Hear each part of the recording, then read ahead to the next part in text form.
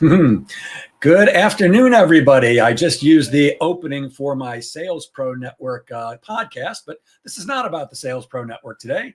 It is Tuesday, November 18th. Oh my God, if you're listening live, I hope you realize that it's just 6 weeks till the end of the year. Thanksgiving is next week. You've got 6 weeks left to hit your goals and to get ready for 2026, which is coming on real quickly. So today, what I want to do is I want to quickly take you through a little talk about sales confidence, about what an accidental seller is. And I'm going to show you the actual process that I teach accidental sellers to use in order for them to feel confident when actually selling.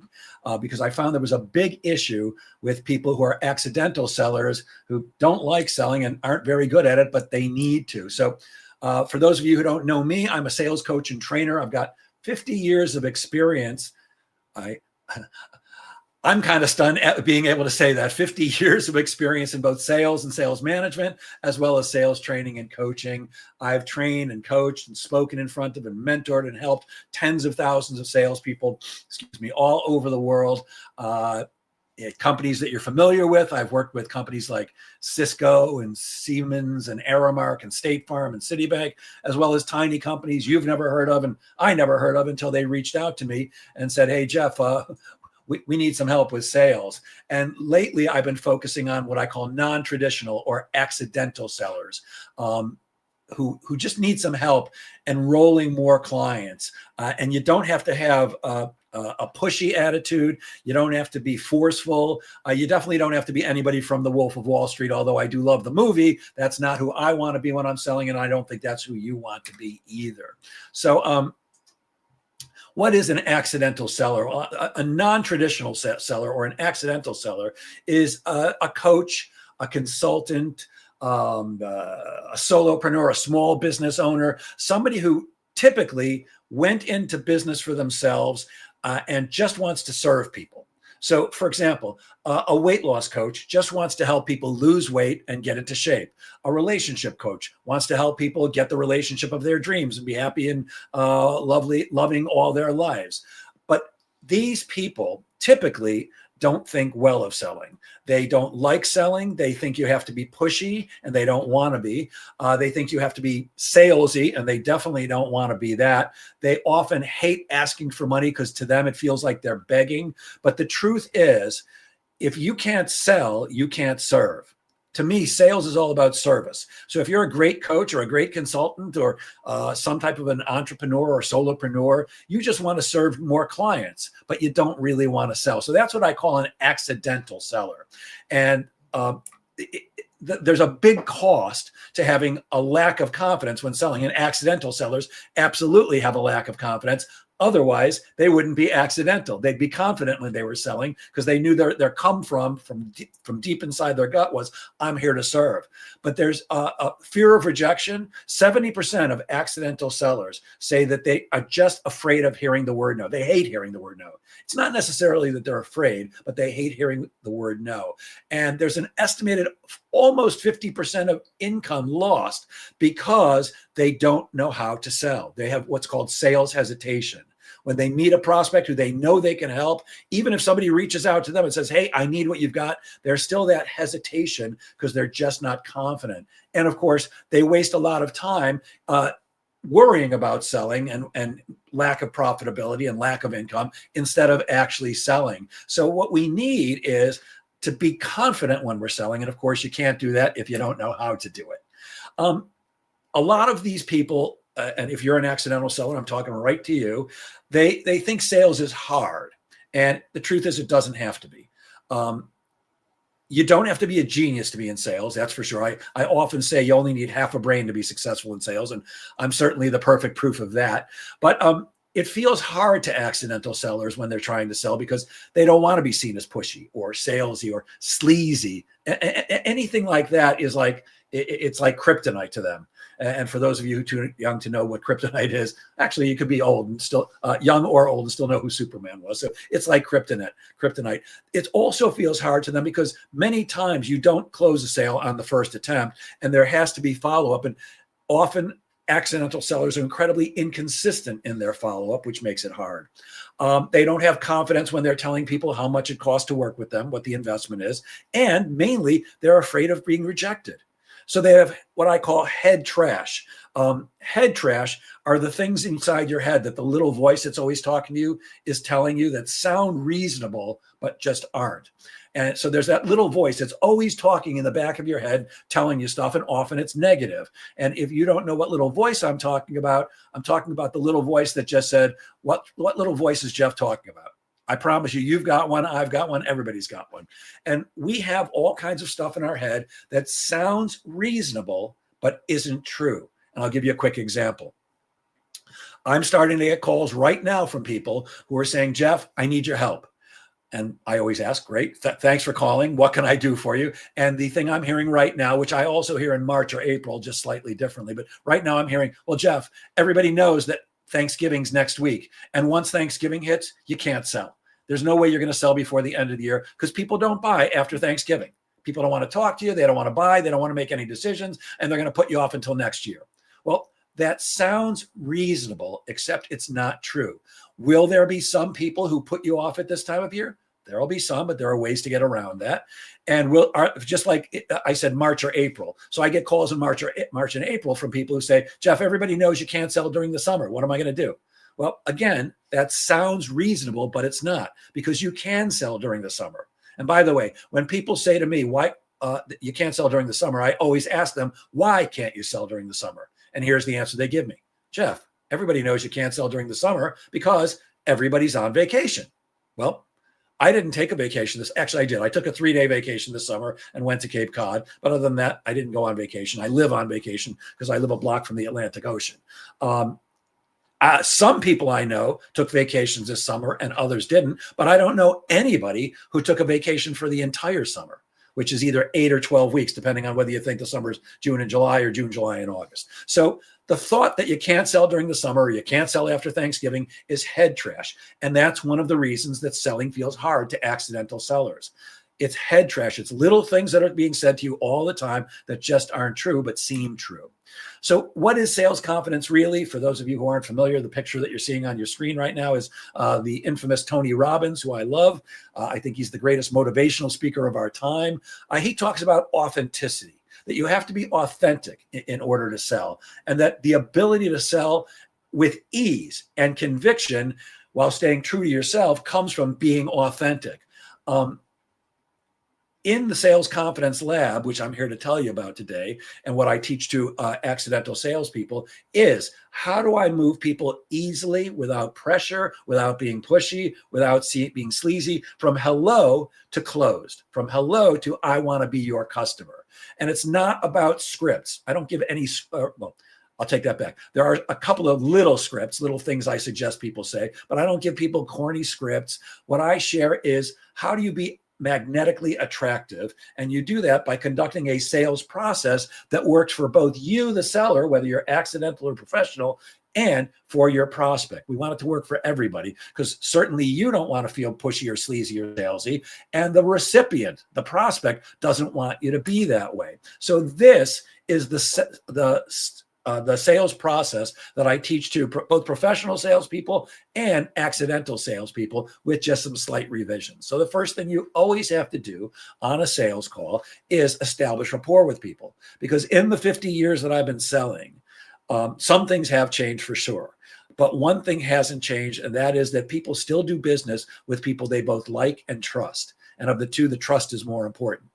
Unless you've got what somebody wants and they can't get it anywhere else. So if you're in the enviable position of having no competition whatsoever, people don't have to like and trust you if they need what you've got. They've got to get it from you. But for most of us, that's simply not the case. So we have to invest some time by getting to know people and letting them get to know us up front before we get into the actual sales process. Well, this is part of the sales process before we get to the selling part. And then we've got to deliver our brief commercial, which gives us the permission to do exactly what I want to do, which is just ask a bunch of questions. You see, sales is not about what most people think it is. Most people think that sales is about presenting and closing. Be a great presenter and a strong closer.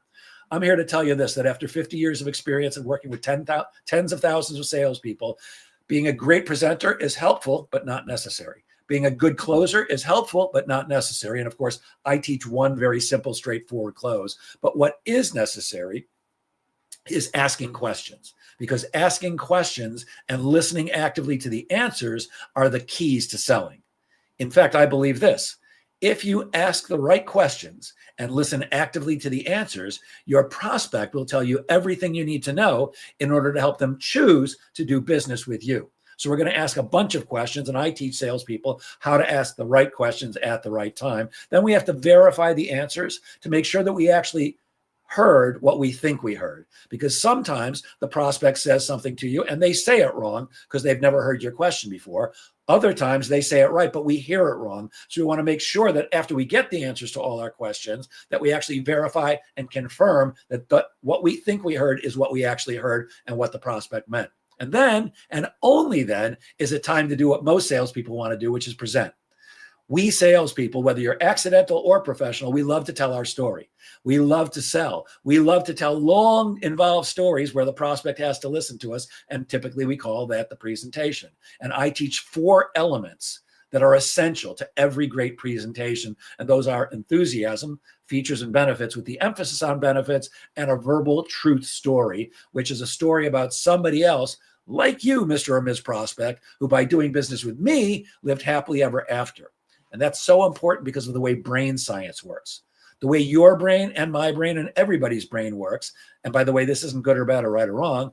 This is simply the way the brain works. When our brain is making a buying decision, we automatically think of the negative first. What could go wrong? And so when we're telling people what's called a verbal truth story or a verbal reference story, that's a story about somebody else like you, Mr. or Ms. Prospect, who did business with me and lived happily ever after. And of course, it has to be a true story. I don't teach people to lie, cheat, or steal. Everything has to be honest and above board. But when you tell a story like that, it helps people get past that automatic negative pattern they have in their brain, which says, don't do this because it might not work out. It protects you from making a bad decision. Then a story like this helps people get past that, and they start thinking, oh, I was thinking this might not work out for me, but since it worked out for somebody like me, then it'll probably work out for me too. Then, of course, you have to negotiate if you do that. I don't. I teach people how to negotiate, but I don't. When I tell somebody my number, that's the number. Now, I own my own business. I can do whatever I want.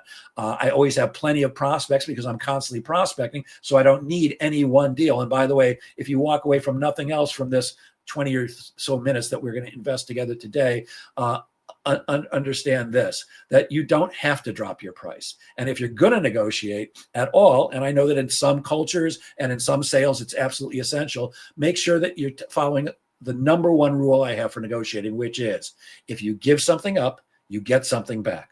You see, negotiating is not the same as discounting.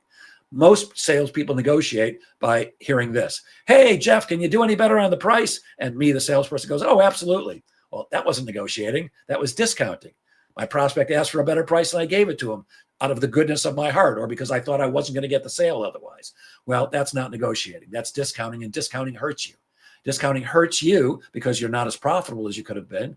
And it trains your prospect or new client, if they come on board, that you're always going to discount for them. So I share how to negotiate. And then, of course, I teach one simple, very straightforward, effective way of closing deals. You see, the truth is that if you want to be a good closer, you have to do everything else I just talked about first. And you have to do that right.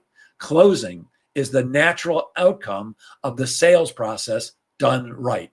And of course, I also share pre-meeting planning and post-meeting follow-up and how to deal with objection rebuttals and all that good stuff. But that's, whether you're an accidental seller or a professional seller, that's the conversational sales process that I suggest you follow. It's what I've been doing for almost 50 years and what I've taught to tens of thousands of salespeople all over the world, and what I'll be teaching when we introduce, once again, the Sales Confidence Lab. The Sales Confidence Lab is a concept they came up with about 4 months ago and introduced starting, I think we started in late July. No, I'm sorry, that can't be right. It must have been August because we ended in October. It's a live 12-week program done on Zoom with a bunch of other accidental salespeople.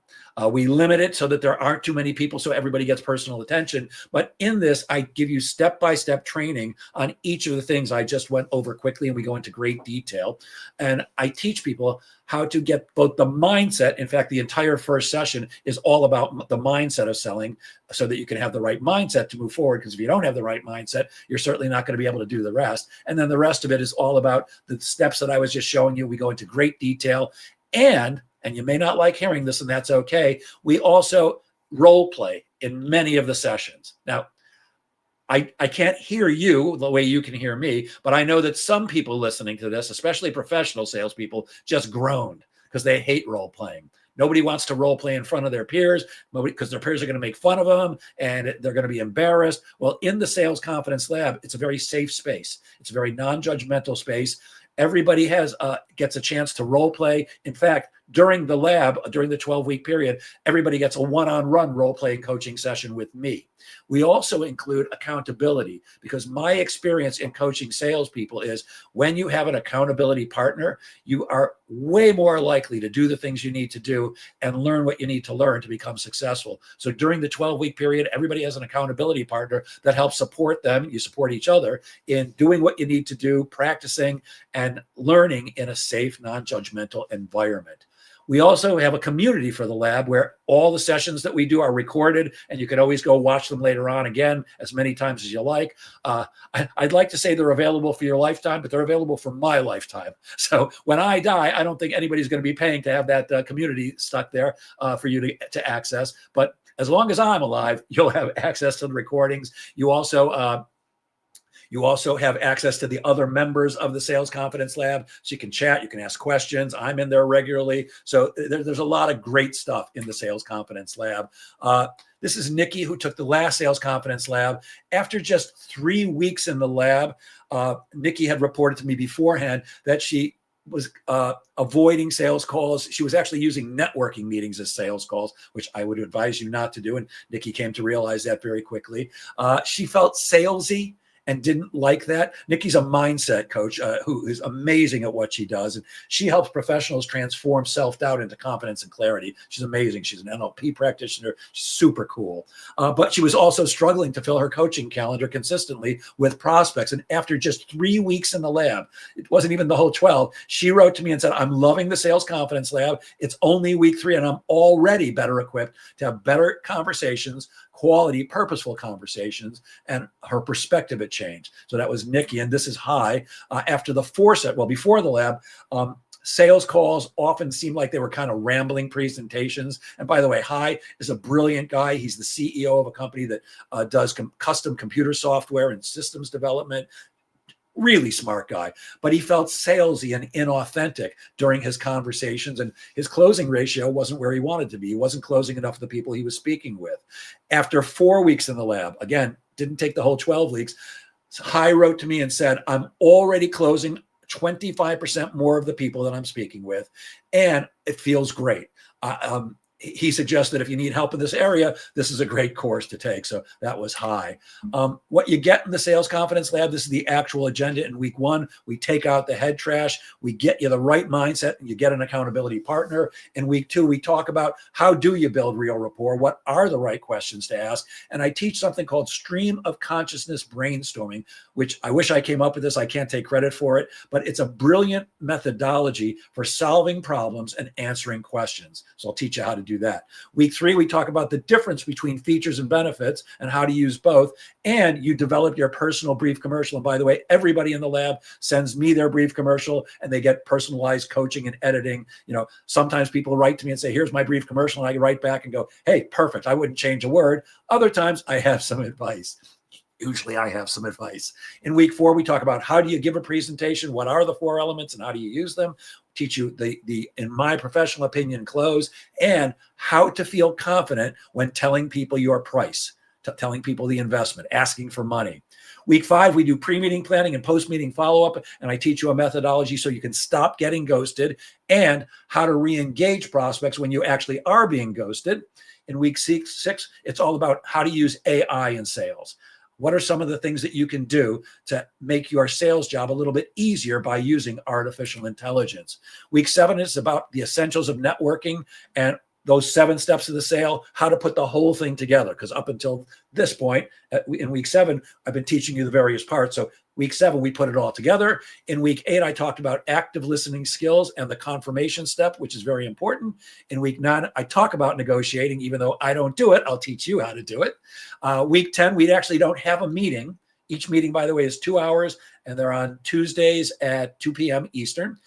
In week 10, there is no meeting because everybody who's in the lab gets a one-on-one personal role-playing coaching session with me. And then in weeks 11 and 12, I share from my professional prospecting course, how do you network effectively? Oh, no, sorry, we already talked about networking week 7. How do you cold call? How do you use email, direct mail, LinkedIn, referrals, all the different ways you can prospect and get more appointments with decision makers. So why does this program work so well for non-salespeople or accidental salespeople? Because I'm not going to teach you any pushy tactics. I know I come across as a type A, very excited, and I am very excited. I can be a type A, but I don't sell that way. I'm much calmer when I'm selling. I do let people see my energy and enthusiasm, but there's nothing pushy. I don't want you to be a pushy salesperson. Nobody likes a pushy salesperson. I don't want to be one, and I don't want to have somebody be one to me. So I teach the methodology that I just showed you in a way that you don't have to be pushy, that you can actually genuinely come from serving your prospects and help them choose to do business with you. I teach you how to have an authentic conversation, because to me, sales is a conversation or series of conversations leading to help the other person choose to do business with you.